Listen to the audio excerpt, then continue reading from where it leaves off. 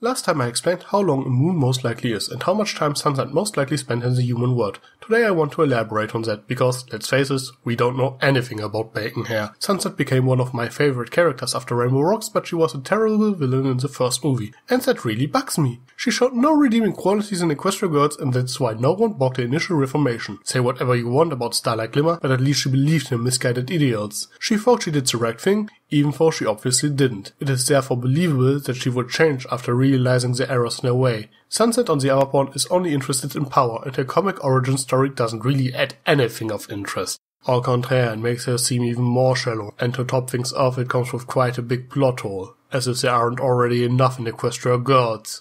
While I'm willing to treat most comics as canon to a certain degree, not this one. So I try everything I can to put the few pieces we have together to reveal Sunset's past and true motivation. The only thing we truly know about Sunset is what Celestia taught us about her. Sunset Shimmer, a former student of mine. She began her studies with me not long before Twilight. But when she did not get what she wanted as quickly as she liked, she turned cruel and dishonest. I tried to help her, but she eventually decided to abandon her studies and pursue her own path. One that has sadly led her to stealing your crown. Considering this and that her name is basically synonymous to Twilight, it is obvious that Sunset is supposed to be an evil counterpart to Twilight. Yeah, shocking revelation, I know. But let's roll with it, because it implies that Sunset was at one point very similar to Twilight. The question is, why did she turn out different? To answer this, we must take a look on Twilight's character. Before she came to Ponyville, she only cared about two things: studying and impressing Princess Celestia. Even after the pilot episode, she is obsessed with pleasing Celestia. While Twilight loses up a little after Lesson 0, it is still her greatest fear to disappoint the princess, as shown in the Crystal Empire. Now if we transfer these character traits on Sunset, some of her behavior starts to make sense. Twilight Sparkle. Oh, I'm so sorry. I didn't... You have a very special gift. I don't think I've ever come across a unicorn with your raw abilities. Huh? But you need to learn to tame these abilities through focused study. Huh? Twilight Sparkle, I'd like to make you my own personal protege here at the school. Huh? According to Celestia and Equestria Girls, Sunset became her pupil before Twilight. In other words, Sunset always wanted to be Celestia's perfect student, but she found a better one, and Sunset was never able to surpass her.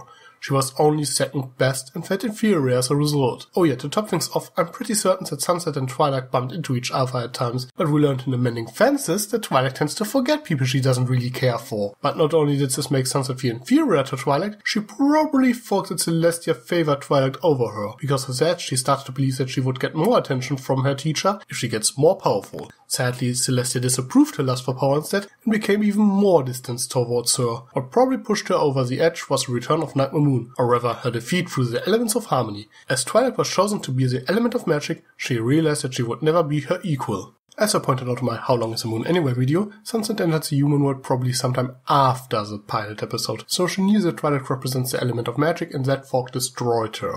Maybe she even believed that the element of magic should be hers instead. This is when she discovered the magic mirror. She read in some book, probably inside of the Stars Where is a Bearded Wing, that she could harness the power of Twilight's crown for herself in an alternate dimension, but I don't think that she really intended to do so at this point. However, she was intrigued by the idea of an alternate world and entered the portal out of sheer curiosity, not realizing that the mirror closed behind her. Because there's no reason why a unicorn obsessed with magic would spend more than a few hours in another world without any magic. So Sunset ended up in an unknown world, incapable to return for months without the very things that made her special: her magical talent. Anyone ever thought about that? This must have been like hell for her. Well, shortly after that she probably met Flash Sentry and befriended him. My guess is that he also taught her how to play the guitar, which also helped her to learn how to use her fingers. As Flash is seemingly a quite popular guy, as stated by Sunset herself in Rainbow Rocks. Oh, sorry. I always forget you and Flash used to be an item. It's okay. Flash is a great guy and all, but I never really liked him. I was just using him to become more popular. The old me really was just awful, wasn't she? Yep. She became popular in return. While Sunset claims it's the only reason why they dated, I guess it was more because he supported her and she was a little bit too embarrassed to admit it. Thanks to Flash's popularity, the fact that she is probably rather good looking, and her intellect, she became quite popular in no time and won her first princess title. She looks really happy in that picture, right? I think it was her first moment of true happiness in years. She probably never had any friends in Equestria as she was too focused on studying, like Twilight, but she never gained the approval of Celestia she always desired. That's why she grew bitter. But in this new world, everyone adored her. She was the most popular girl at school, people did what she wanted, and she loved it. Then the spring fling happened. Some girl, there's this implication that it was Rarity, gained enough support to beat her in a popularity contest. Something Sunset couldn't accept. She already lost her magic and she didn't want to lose the approval of her peers as well, so she cheated to secure her win, ruining the reputation of her opponent. But people started to talk about it behind her back, spreading gossip, and so she was forced to become more ruthless to maintain her popularity.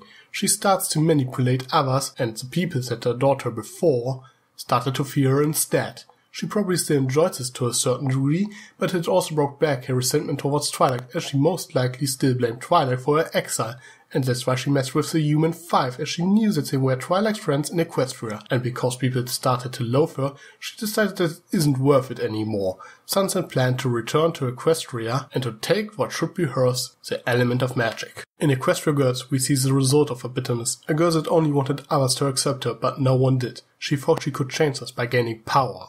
But when she is defeated, she realized the errors in her way. And when Twilight was willing to forgive her, the person Sunset envied the whole time, it finally opened her eyes, allowing a redemption to happen that turns into a beloved character. Yet this feeling of inferiority still lingers inside of her, as seen in Rainbow Rocks and Friendship Games. She always feels insecure and relies on Twilight's help, believing that she could do what she can't. She thinks Twilight is so much better than her that it seems unhealthy. She really needs a moment with Dr. Wolf. If he doesn't do it, I impersonate him again and do it myself. Anyway, while I was writing the script, I realized something. I basically turned Sunset into Loki as he is portrayed in the Marvel Cinematic Universe. Like Loki in Thor, Sunset and Twilight were raised by a powerful wise being to someday rule themselves. Both Sunset and Loki only want the approval of the parent figure, yet Odin favored Thor and Celestia favored Twilight.